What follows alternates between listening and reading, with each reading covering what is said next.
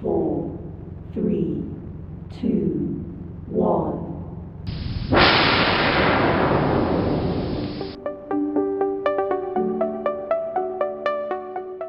Hey Gravity Formers, it's Monday, August 7th. Learn more about the Conversational Forms Add-On. Can ChatGPT help us make more money offering Gravity Forms services? And we'll wrap it up with podcaster and automations expert, Joe Casabona. It's Breakdown, a Gravity Forms podcast.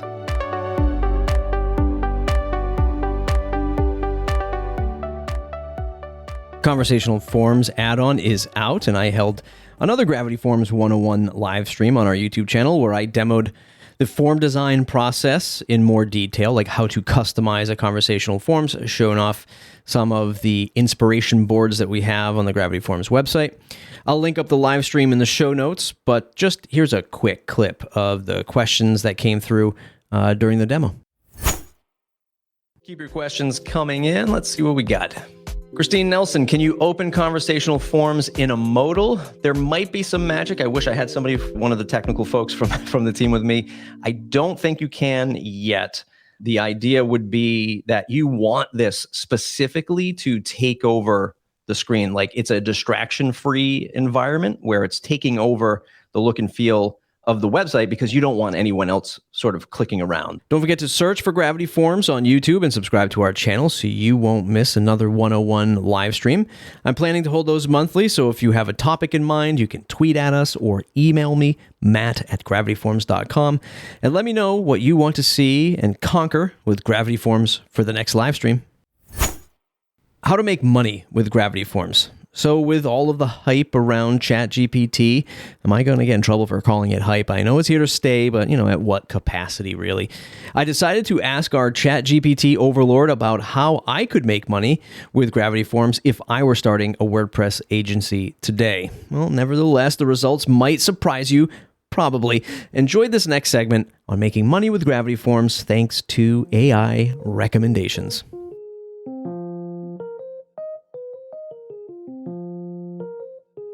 We're always looking for new opportunities in the Gravity Forms space through this podcast. It's some of the things that I like to dive into with my guests, with the topics that we bring in. And it really dawned on me the other day that, man, I don't use ChatGPT like the rest of my Twitter followers do, or like everyone else I see online.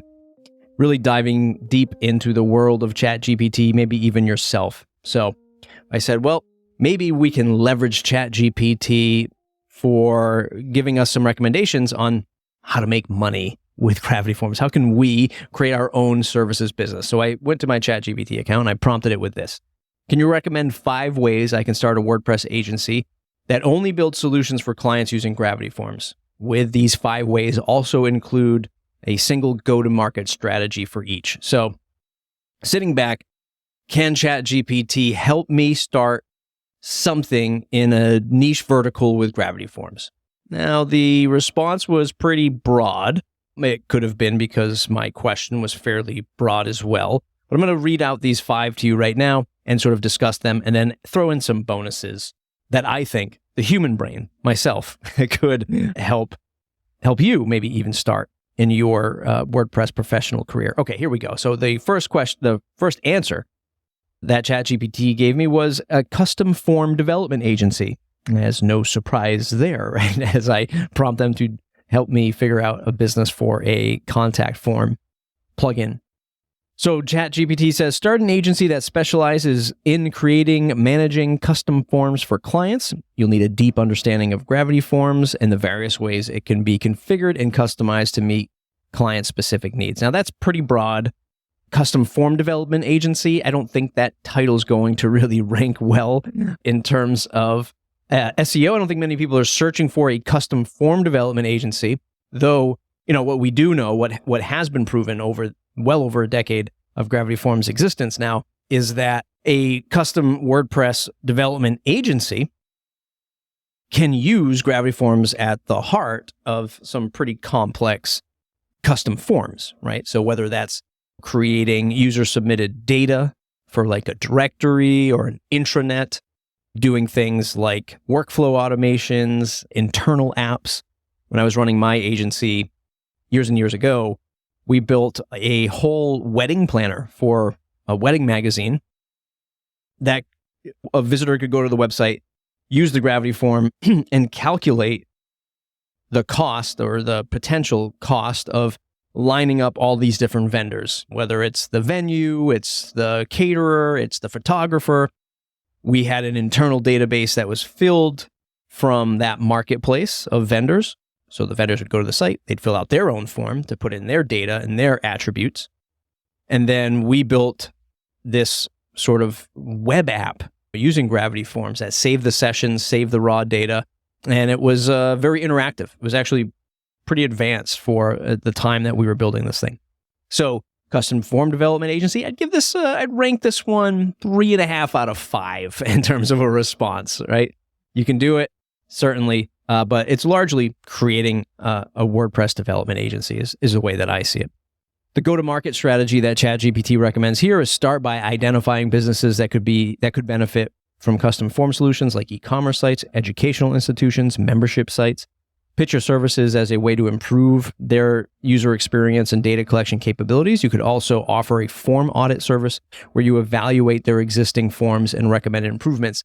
So the go-to-market strategy is actually more interesting than the general answer, because this is something that you could do, right? You could look at these individual markets, educational institutions, membership sites. Educational institutions, much harder to sell into and find the decision makers and break into the budget. I know this because I'm a fairly seasoned software salesperson and I used to sell into higher ed, and it's a process to say the least. Membership sites, many of them, much smaller budgets than maybe your higher ed stuff, but much easier to approach and break into as a salesperson. And yes, this is amazing because you could look at that and say, hey, if you're using conditional logic with Gravity Forms, if you're using our Zapier integration, if we're using Stripe for payment integration, there's a lot of opportunity there that you might have as a consultant, right, to go after these markets. So first answer, not bad, 3.5 out of 5. That's what I give it. I give the go-to-market strategy, I'm going to give it a 4 out of 5 on that response. Custom form development agency, maybe that's your next WordPress venture. Let's go into answer number 2. This one, rather interesting, data analytics and reporting agency. Another approach is to start an agency focused on analyzing and reporting data collected through Gravity Forms. This would require expertise in data analysis and the various integrations available with Gravity Forms. So that's the underlining variable there, is you need to have expertise in data analysis to even approach this kind of market. And maybe that's you. There are certainly some tools out there like Gravity Kit that can do some real fun charting and reporting and stuff like that. If you're into that space, to me, it sounds like a very lucrative space, but also maybe the hardest to penetrate. So, you'd be going after maybe higher ed again, some political organizations, like especially around surveying data or election season, that kind of thing. You're analyzing this stuff, government agencies. These are the things that come to my mind. There's probably a million others that maybe you can think of. But data analytics and reporting agency, probably not the most approachable in terms of like, hey, I want to start this sort of niche side business with WordPress and Gravity Forms. I'll give this one a 2 out of 5 in terms of response. It's not terrible, but it's certainly going to be rather difficult. Let's look at the go-to-market strategy that ChatGPT recommends for this. So target businesses that collect large amounts of data through their forms, such as surveys or customer feedback forms. Demonstrate how your services can help them understand their customers, make better, more informed decisions, and improve their services. So when I read the go-to-market strategy, this could open you up to e-commerce, of course, survey companies, marketing companies, advertising companies. But I think a lot of them might already have tools in place, and maybe there's an imbalance of value ratio here, right? So yes, like we would love to have a form analyze this data, but that is not as important as analyzing the data. Certainly building an interface for it is important, but if it's not this sort of brand value, like they don't need their brand wrapped around a form, you might be hard pressed to sell into Gravity Forms and WordPress into that mix when they're probably using maybe some more advanced enterprise tools. So go-to-market strategy, yes, kind of makes sense, but I'm going to give the overall data analytics and reporting agency a 2 out of 5 from ChatGPT. Number 3, something more near and dear to my heart, Gravity Forms Training Agency. This is interesting, given the popularity and versatility of Gravity Forms. That's ChatGPT saying it, not me. There's a market for teaching businesses how to use it effectively. Your agency could offer training courses or consultancy services to businesses that want to handle their forms in-house. I'm going to give this right off the bat, I'm going to go 4.5 out of 5 in terms of opportunity business. There's a million different directions you could go with this.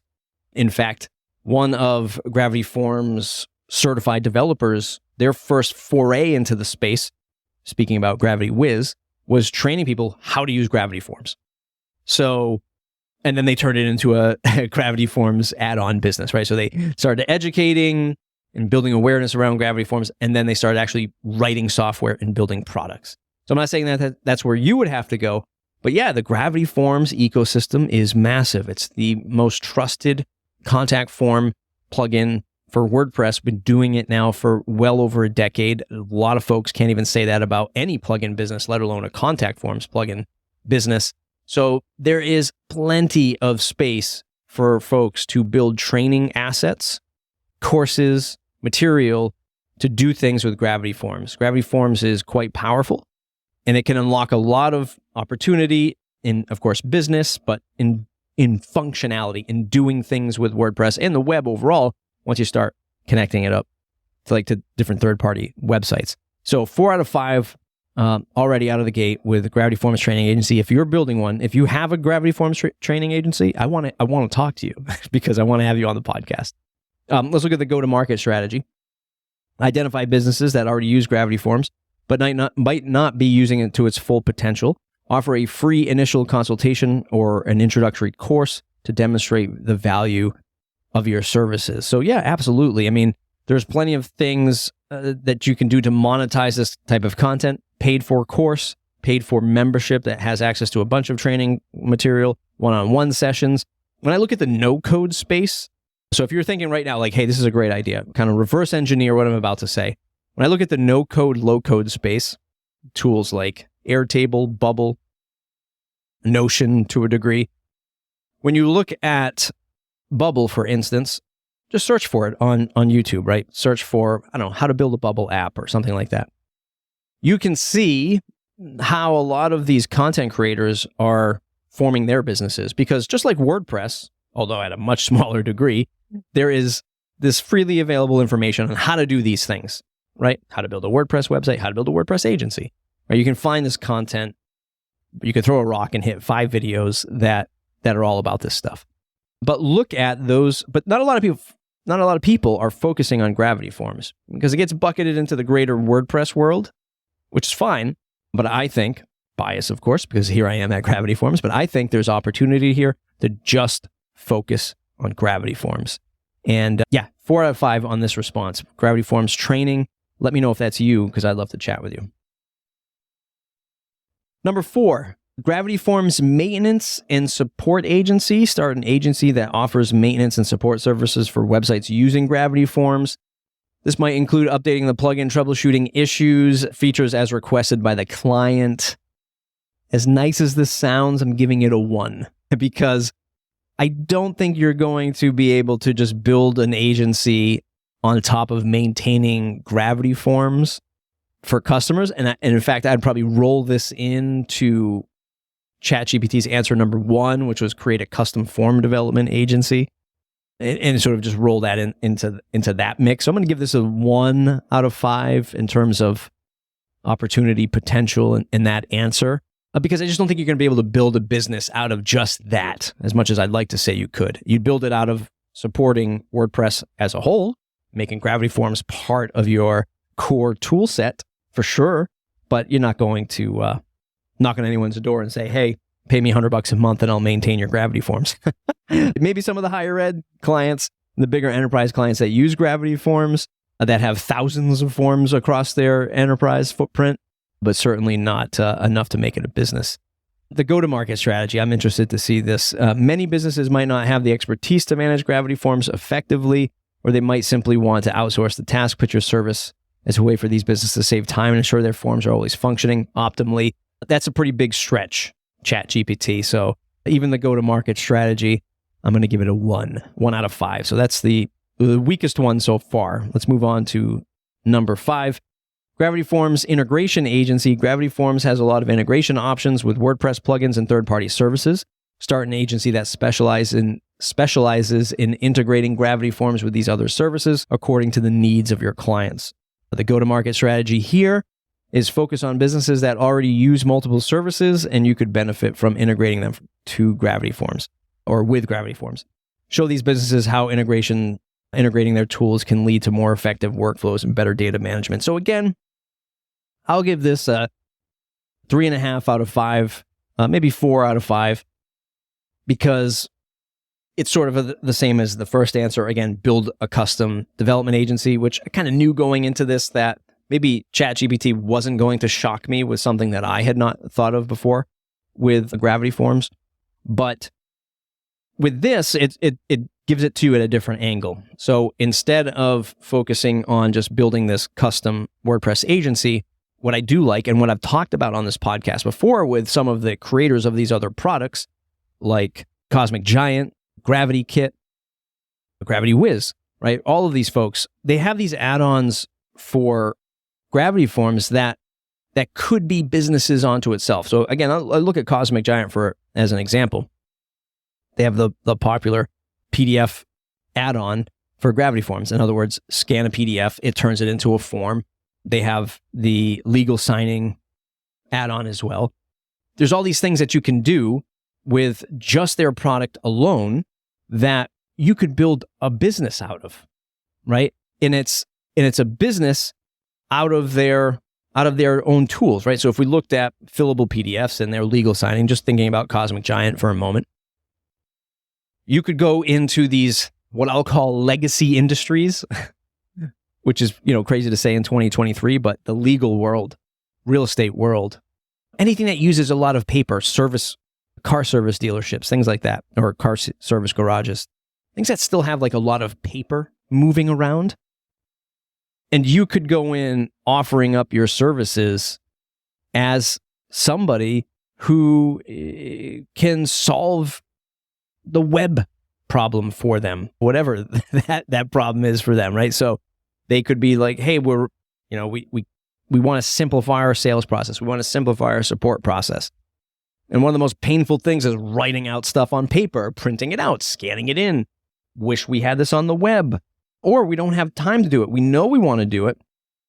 And this is the perfect play for a services agency, is we know we need to do it, but we don't have the time to do it. Focusing on that side of the service is an easier sell to a client. So here we have Gravity Forms at the core.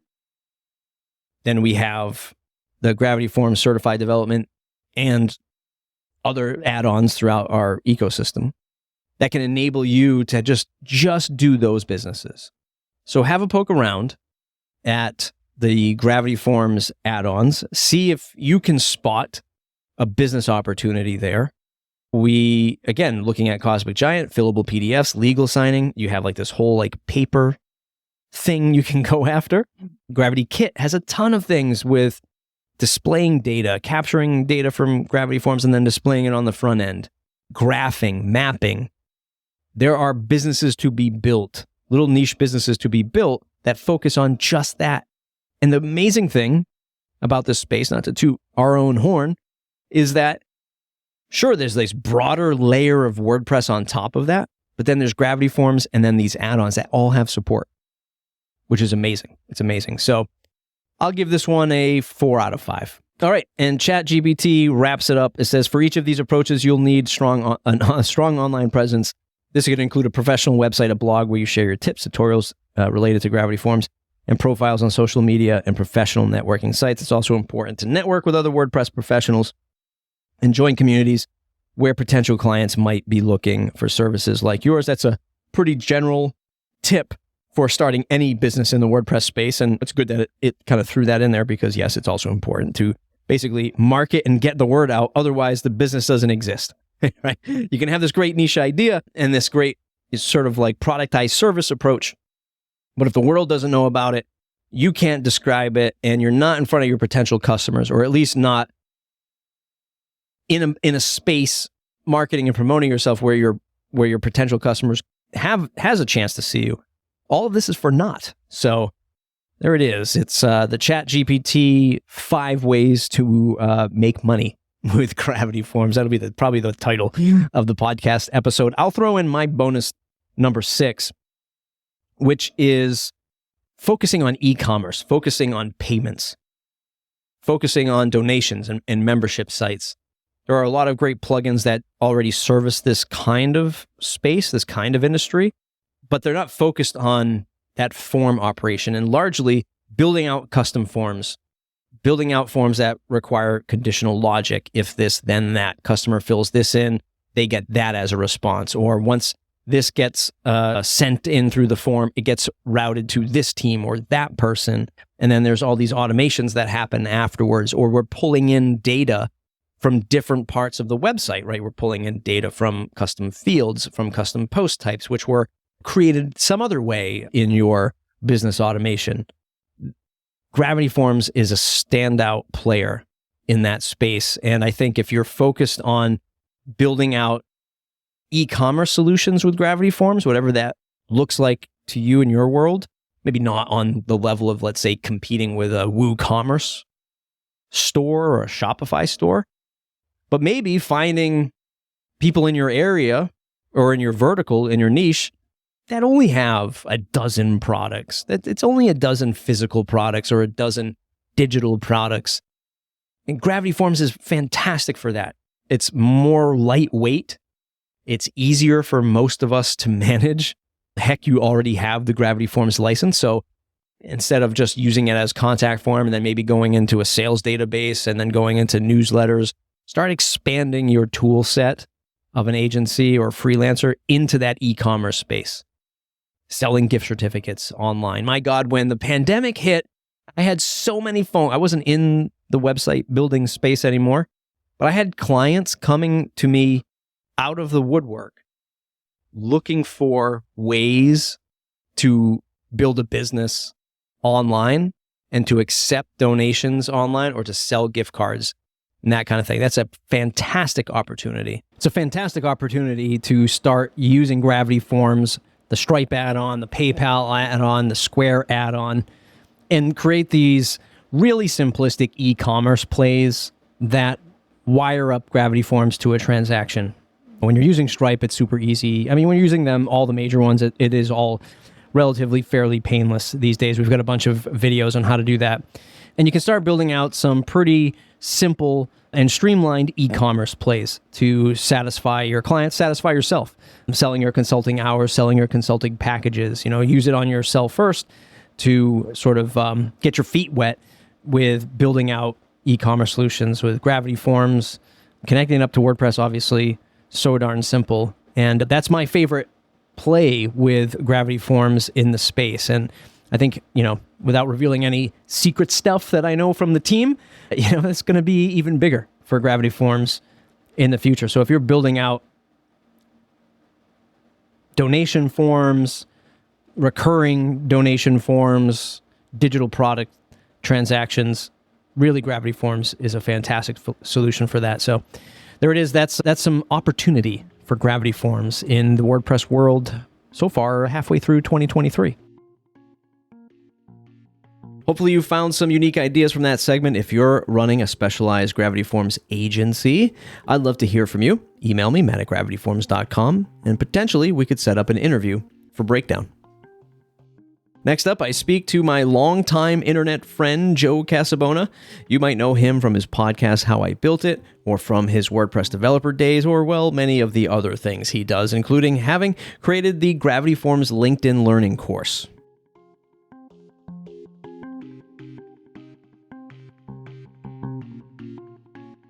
Hey, Joe, welcome to Breakdown. Thanks for having me. You and I, we've known each other for a while in the WordPress world, in the podcasting world. I know you as a podcaster first and foremost with How I Built It podcast. You're doing a lot with consultation, with coaching in the podcasting world, automation, and you have happened to teach and create a LinkedIn learning course for Gravity Forms. So in our short time today, I'm excited to dive into all of these things and break it all down with you. Yeah, I'm excited to chat about all of that. I've been a big fan of Gravity Forms for a long time, and I'm excited to share my story. LinkedIn Learning course, I'm going to link it up in the show notes. Using Gravity Forms and WordPress, a comprehensive guide. This was put out in February 2022. Not so much has changed in the Gravity Forms world since you released this, or you and LinkedIn.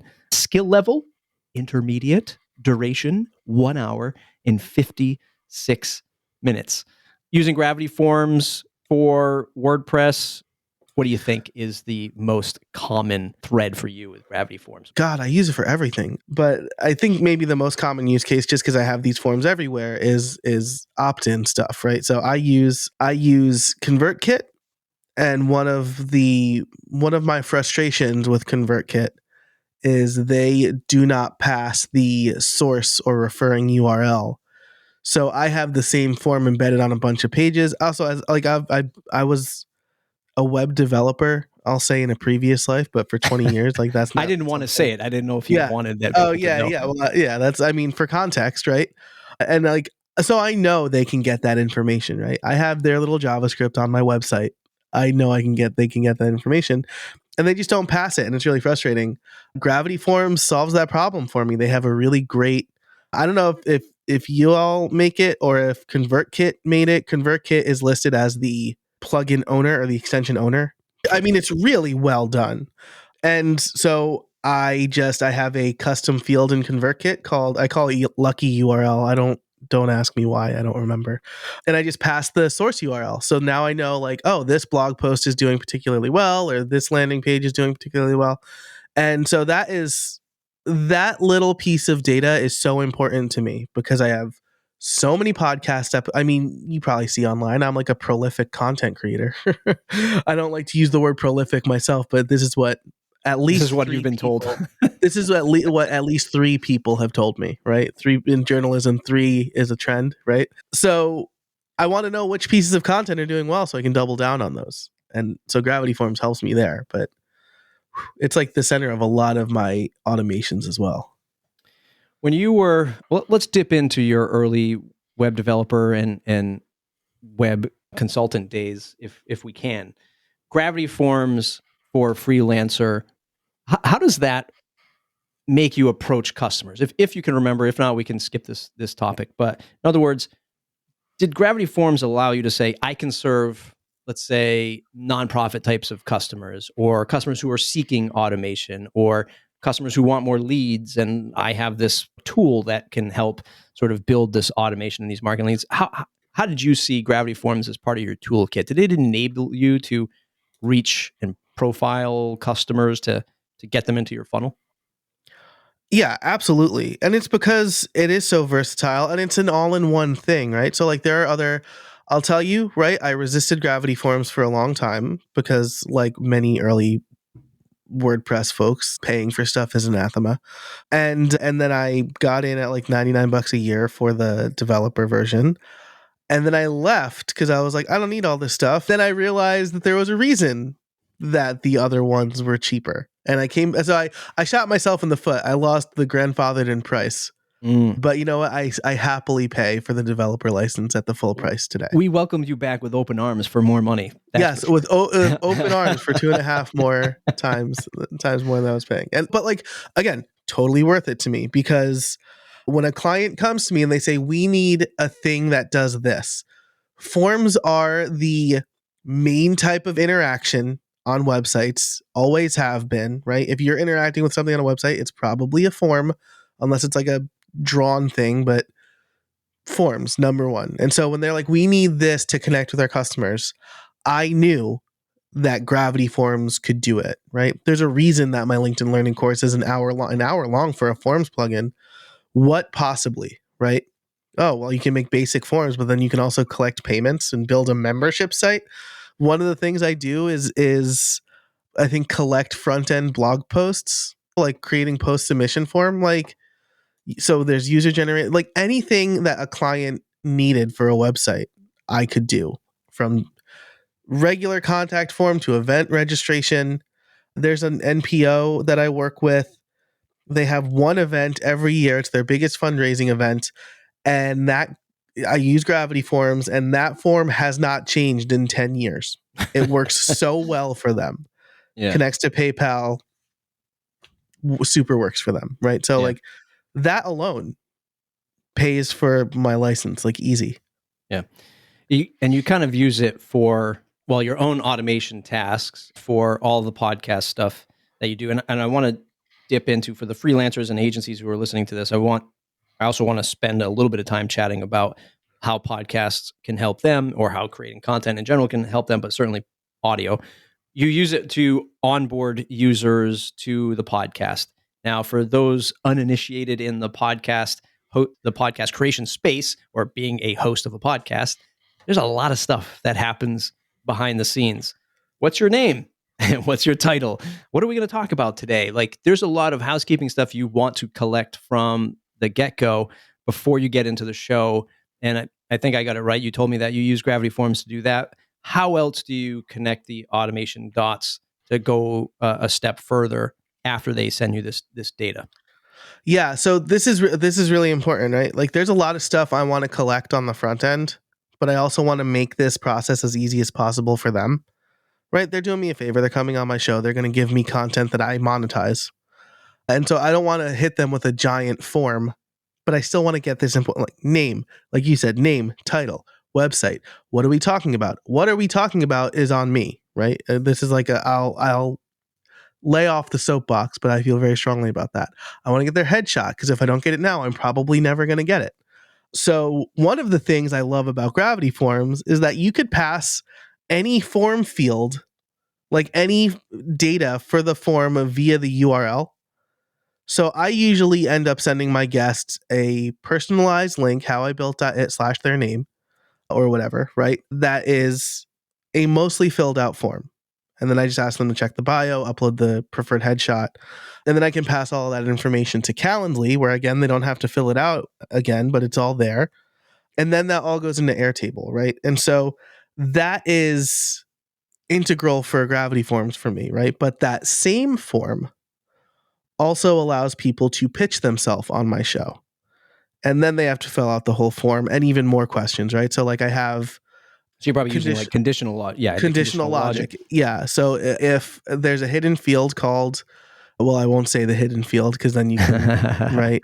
But there's a hidden field, and if that field is set to true, right, based on a URL parameter, then they don't get the invite. They don't get all the application questions. If it's not set to true, then they get all the application questions, and then based on that, right, I use make.com, formerly Integromat, to send it to one of two Airtable bases: the guest application base or the scheduled guest base. And so that just makes my life a lot easier. And again, because with Gravity Forms, you can pass all the information via the URL. I build a URL for them, and if I accept them, then they get sent that URL again, and they just need to fill out a couple more things and book their time. And if I reject them, then it's like a form letter, basically. Help me understand that hidden field and how you use the URL. Is that a referring URL? And if that referring URL is the one you want it to be true, then it shows the rest of the form? Like, without telling us what the field is. So I can use fake, right? For conceptual purposes, right? Maybe the URL is howIbuilt.it/join me, right? Yeah, that's a redirect, and in the URL, in the redirected URL is like asked to join equals true, right? And that maps to a hidden field on the form called asked to join. And basically the conditional logic says if asked to join equals true, show them 1 bit, right? I'm also using block visibility, that plugin, to show the message based on, right? Because otherwise it's like, hey, apply, make sure to remember these things. And I'm like, well, that's like aggressive for somebody I just invited, right? So that whole page is like the linchpin of that whole page is this query string, right? This Right. variable in the URL. But yeah, that's basically how it works. So it's a hidden field, so it's not like somebody can just turn it on. I mean, and web developers listening to this will be able to go code spelunking and change it, but it doesn't mean anything. It just makes my life a lot easier, right? Security by obscurity sort of thing. Marketers listening to this might be, and even freelancers who maybe have never sort of tried to figure out something automated like this, they might ask, because initially in my head, I asked, why not 2 forms? Yeah, great question. It's because it's mostly the same information, right? But then I have a make, again, formerly Integro. I was just going to say Integromat because make is also a verb. Yeah. I have an Integromat automation. Which is an alternative to Zapier, I should say, for those. That's exactly right. It's an alternative to Zapier. It is 90% cheaper than Zapier, right? Like I'm very much for like pay for the things that are worth it, but like nobody got rich by wasting money, right? Right. There's a reason that Bill Gates cuts his own hair, right? He doesn't feel like he needs to pay for that. And it's also a lot nicer looking, right? It's just like kind of Zapier showing its age, Integromat a little more modern. And so there, I only need to watch one form, and then I can route based on information there. So as a marketer, right, it might be easier for you to set up 2 forms. That makes perfect sense. My toxic trait is that I over-engineer things. And so I thought, well, this could be, I had the application form already. And after talking to Chris L. Davis of Automation Bridge, I thought, oh, well, I can actually just take this one form one step further and make my life a whole lot easier. Sure. And then when you route things, are you using the routing feature of Gravity Forms to take bits of data to send to your different email addresses, or are you using the Airtable add-ons, or are you using Integromat, right, to do the? I'm using Integromat to route, right? Yeah. So if this field, but that's a really good point, right? This is like, again, this is why Gravity Forms. I mean, this is your show. I don't need to make it a commercial, but like, it's a really good tool, right? Like it does a lot. Like, again, like this course is an hour and I cover a lot of ground, and I feel like I just am scratching the surface. I'm just like showing a bunch of use cases. Yeah. We have a few minutes left. I want to talk about the benefits of podcasting because I can't help it. And I love to talk about it. So for those in the audience who are freelancers, like I was just talking to some folks the other day, they were trying to figure out how to market their product. And for me, marketing starts super early in the process. Like, I'm biased again. You should be marketing your product or service or organization before it even launches. Like, you start talking about it now, immediately. And why not a podcast to do that? That's the way that I see it. Do you have an on-ramp for those that want to get started podcasting?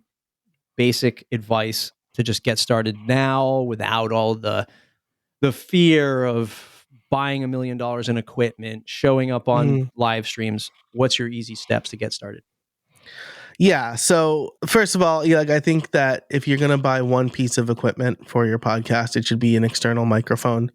Descript does a great job of with their studio sound feature of making it sound really good, but nothing beat, like, it's always easier to capture clean audio on the front end than it is to clean it up on the back end, right? So like, that's, at least invest in a decent microphone. I have a blog post called like how to start a podcast for less than $100. And if you're serious about this, if this is part of your content strategy, right, or if it's part of your promotion, think about how far $100 would get you on Facebook or Instagram ads, right? Not far. Like, you might as well just set that $100 on fire, right? But for me, I think starting a podcast, I think a podcast can be where your content strategy starts, right? And this is something that you and I were talking about, Jay Klaus, in the pre-show. Jay Klaus recently tweeted, like, what is never goes out of style is building in public or sharing your journey or whatever he said, right? Like, if you are telling people what you're doing and trying and the thought process that goes behind that, everybody loves that content. You can talk about it on your podcast. You can turn it into tweets. You can turn it into a blog post. AI tools make this a little bit easier. I'm not going to say they do it for you because usually what they produce is not up to my standard of publication, but it at least gives me a starting point, right? But for a lot of people who have an easier time like speaking words, right, than sitting down to write 1,000 words, right? You can hop on a podcast, maybe have a co-host or a guest, and you can talk about something, and then you could break that up into other pieces of content. So I'm really bullish on anybody who sells something online or sells something in general should have a podcast. Maybe you don't get thousands of downloads. Maybe people aren't listening to the show and immediately buying your product, but it's giving you a place to create content that's probably a little easier than sitting down and writing 1,000 or 2,000 words, right? Or recording a video, right? And making the lighting good. And I've invested thousands of dollars into my studio because I create courses professionally. And so it's worth it for me. But if you're just starting today, video's higher barrier of entry than starting a podcast. Yeah, 100%. And I think you can make more mistakes with audio, even though being somebody who is a podcast consultant in former years, it can be pretty demanding. It can be pretty overwhelming, scary for some, but I think you can make a lot more mistakes in audio and spend less time cleaning that up versus video, lighting, et cetera, like you just mentioned. And I think the most important part of this is where we'll wrap up is audio content. A podcast is an absolutely awesome place to have that cornerstone content to build off of for your business. Even if nobody is listening, that's okay because, and I know in your world, Joe, with automation, this is content that I think a lot of people overlook is not just in that published moment, i.e., I've published my episode. I hope you download it now and listen to it. Or I published a blog post. I hope you read it now and consume it. Pushing this out for months and literally years to come to repurpose that content through automation, through email, through cornerstone pages of your website. Like repurpose that content at every step of your business so that something you published 2 years ago, which is still relevant now, you get in front of your new customer's face or you reuse it on social and just don't let it die on the vine, because that's the part, at least for me anyway, which can be so disheartening as a creator because you see that content just evaporate and you wonder, man, I could be reusing that again. And you certainly can. Just have to have a little plan to do that stuff. And it definitely goes both ways, right? So I wrote a blog post over 2 years ago called What Baby Clothes Can Teach You About Understanding Your Audience. And I wrote it the next morning after waking up with my son and having to change him. And he had this onesie that had a reverse zipper. So most zippers start at the foot and go up to the neck. This one started at the neck and goes down to the foot, which is brilliant, right? And I just thought, this person has children. The person who made this had the same experience I did of trying to change a fussy baby in the dark without trying to wake them fully up. Right. And I wrote that 2 years ago, and I just recently shared it with a friend who has a newborn who said whoever made looped button baby, right, is terrible. And I'm like, they're sociopaths. And I thought, wow, that would make a really good podcast episode for me even today, right? And so added it to Airtable. I'm going to record it probably tomorrow as we record this. And it'll just be like a short Friday episode of content I wrote 2 years ago that's now getting new life because I was reminded it exists. Fantastic stuff. Joe, thanks for hanging out today. My pleasure. Thanks for having me on. I love talking about this stuff. Thanks, Joe, and thank you, dear listener, for tuning in to today's episode. If you enjoyed Breakdown, please recommend us to someone else in the WordPress space. Every episode is chock full of new and exciting opportunities for Gravity Forms, and at the very least features a guest story that entertains you, I hope. It's gravityforms.com/breakdown. Add us to your podcast app of choice. And don't forget to visit us at WordCamp US in Maryland at the end of the month. See you in the next episode.